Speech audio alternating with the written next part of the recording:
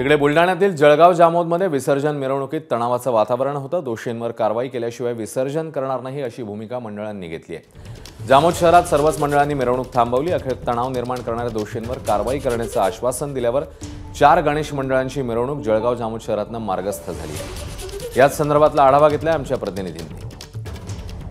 काल जळगाव जामोद शहरात गणेश विसर्जन मिरवणुकीवर दरम्यान 2 गटात वाद झाला होता आणि त्यानंतर अनेक गणेश मंडळांनी विसर्जन मिरवणुकी थांबवली होती।